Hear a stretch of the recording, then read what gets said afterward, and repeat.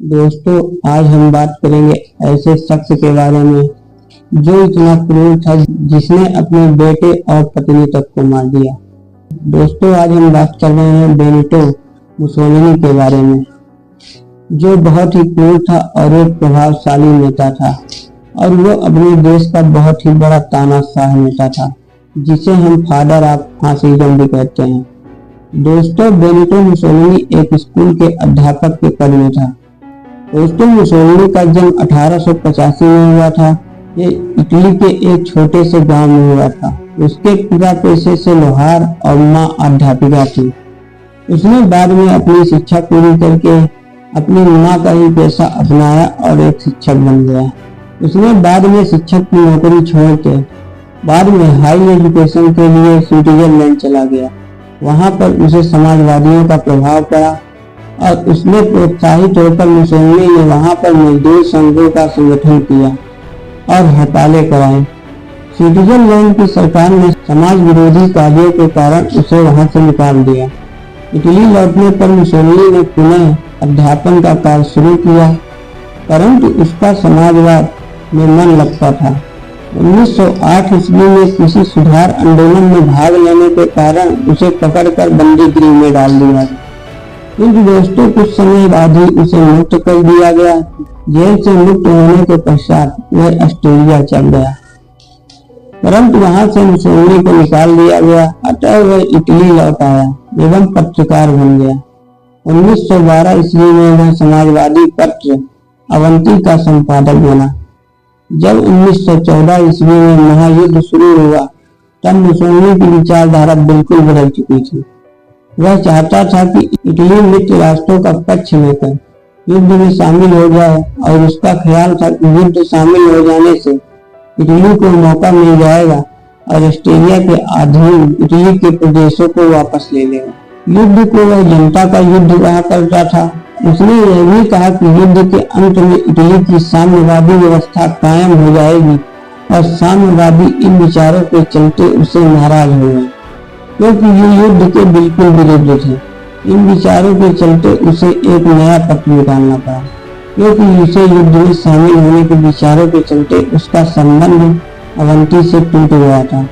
1915 ईस्वी में जब इटली युद्ध में शामिल हो गया, तब मुसोलिनी भी युद्ध में भर्ती हो गया था। लड़ाई में उसने विलक्षण वीरता का प्रदर्शन किया। दोस्तों, 1917 ईस्वी में लड़ाई में घायल होने के कारण वह अवकाश प्राप्त कर घर लौट गया। जब उसने फिर से पत्र का संपादन शुरू किया, मुसोलिनी सोवियत संघ के विरुद्ध था।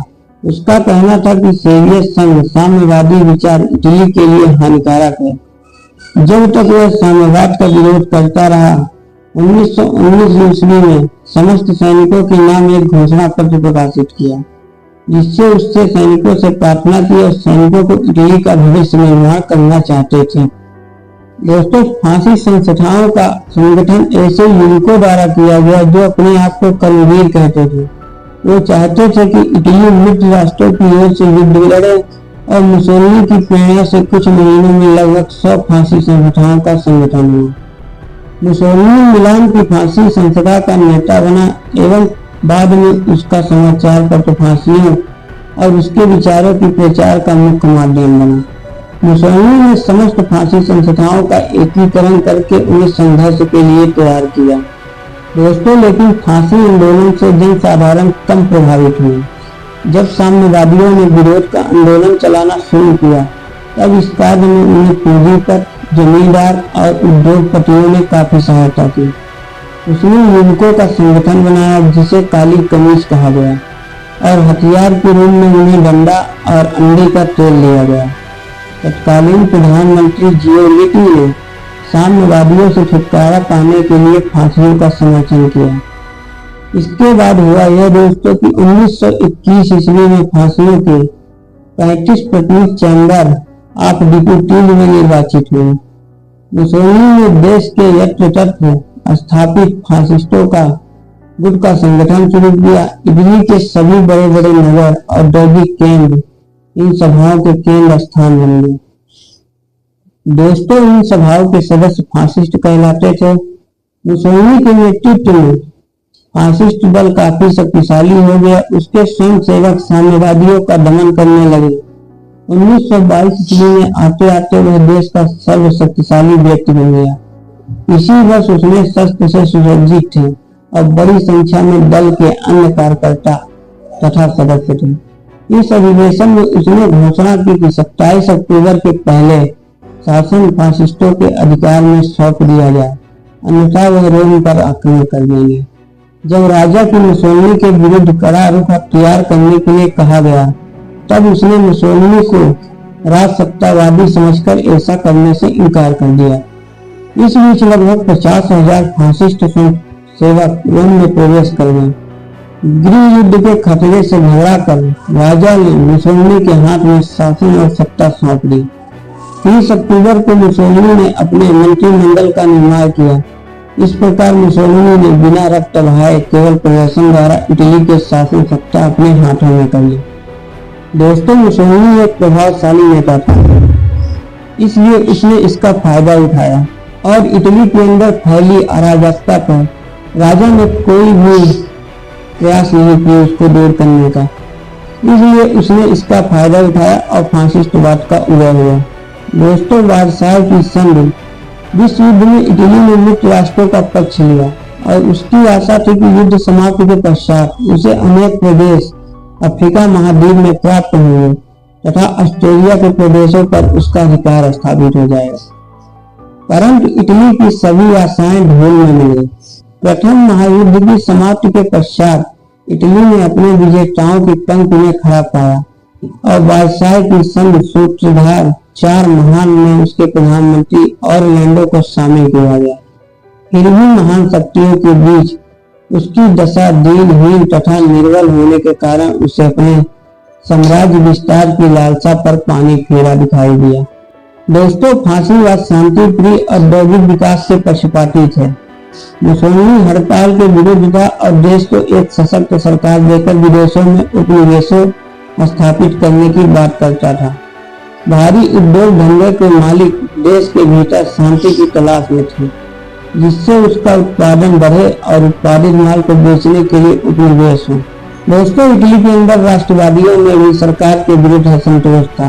राष्ट्रवादियों ने फ्यूम पर अधिकार कर अपनी स्वतंत्र सरकार की स्थापना कर ली थी, जिसके कारण समस्त इटली में अराजकता का बोलबाला था। दोस्तों, मुसोलिनी की होम ऑफ पॉलिसी भी सही थी। मुसोलिनी ने इटली की आंतरिक व्यवस्था में सुधार लाने के लिए समृद्ध राष्ट्रों में श्रेणी में आ खड़ा हुआ। मुसोलिनी ने सत्ता प्राप्त करने के बाद इटली की आंतरिक दशा में सुधार आरंभ किया। उसने युद्ध ऋण चुका दिया और लीरा का मूल्य घटने नहीं दिया। उसने बेकारी की समस्या सुलझाने का प्रयत्न किया तथा उसे सावधानी से सुलझाया कि बेकारी इटली की राष्ट्रीय समस्या नहीं रही। उसने उत्पादन, मजदूरी, मूल्य निर्णय आदि पर राज्य की नियंत्रण स्थापित कर दिया। 1932 ईस्वी में इटली की आर्थिक समस्या सुनियोजित ढंग से सुलझाने के लिए एक बोर्ड स्थापित किया। इटली में बिना बोर्ड की आज्ञा के कोई कारखाना स्थापित नहीं किया जा सकता था। दोस्तों, इटली ने विदेशों से व्यापार बढ़ाने के लिए व्यापारी जहाजों और निर्माण आरंभ किया। पर्यटकों के लिए आकृष्ट के लिए विशेष सुविधाएं दी। कुछ ही वर्षों में इटली ने जहाज निर्माण में इतनी प्रगति की वह सोवियत रूस, यूनान, तुर्की और अमेरिका को भी पीछे करता गया। दोस्तों, 1871 ईस्वी में रोम व विक्टर इमैनुअल द्वितीय का अधिकार हो जाने से पोप ने अपने को वेटिकन में कैदी घोषित कर दिया। विश्व की ईसाई जनता इससे क्षुब्ध थी। मुसोलिनी शासन को संभालते इस विकट समस्या का समाधान ढूंढने लगा। उसने शीघ्र ही पोप में संधि की और पोप के साथ मुसोलिनी ने 3 संधियां की, आर्थिक, राजनीतिक और धार्मिक। इस आर्थिक समझौते के अनुसार पोप को मुसोलिनी ने प्रतिवर्ष 40 करोड़ रुपए देने का वचन दिया। धार्मिक समझौते के अनुसार कैथोलिक धर्म इटली का राजधर्म स्वीकार किया गया। दोस्तों, मुसोलिनी की विदेश नीति यह थी कि मुसोलिनी अपने मित्र राष्ट्रों के साथ युद्ध में शामिल नहीं हुआ। पेरिस शांति सम्मेलन में इटली की उपेक्षा की गई। इस उपेक्षा का कारण उसकी सैनिक कमजोरी थी। शासन सत्ता संभालने के बाद मुसोलिनी ने इन कमियों को दूर करने की कोशिश की। इसका कारण यह था कि इसके बिना इटली की गणना संसार के शक्तिशाली एवं उन्नत राष्ट्रों में नहीं की जा सकती थी। इसलिए मुसोलिनी रोम के प्राचीन गौरव को पुनः प्राप्त करना चाहता था। दोस्तों धीरे धीरे मुसोलिनी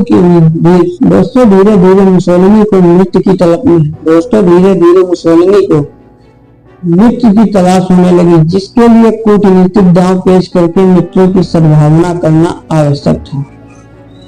1933 ईस्वी में हिटलर के चांसलर बनने पर मुसोलिनी भयभीत हो गया। हिटलर ऑस्ट्रिया को जर्मनी में मिलाना चाहता था, जिससे वर्साय संधि में इटली को मिला टाइटल प्रदेश खतरे में पड़ जाता था। 1934 ईस्वी में ऑस्ट्रिया के चांसलर डाल्फस की नाजियों द्वारा हत्या करने पर उसने इटली की सेना को ऑस्ट्रिया में सीमा पर तैनात कर दिया। दोस्तों बाद में मुसोलिनी ने दूसरे विश्व युद्ध में हिस्सा लिया और दूसरे विश्व युद्ध में हार का सामना करते हुए उसने देखा कि वह हार रहा और वहां से वह भाग निकला, जिसे बाद में उसको गोली मारकर हत्या कर दी गई थी।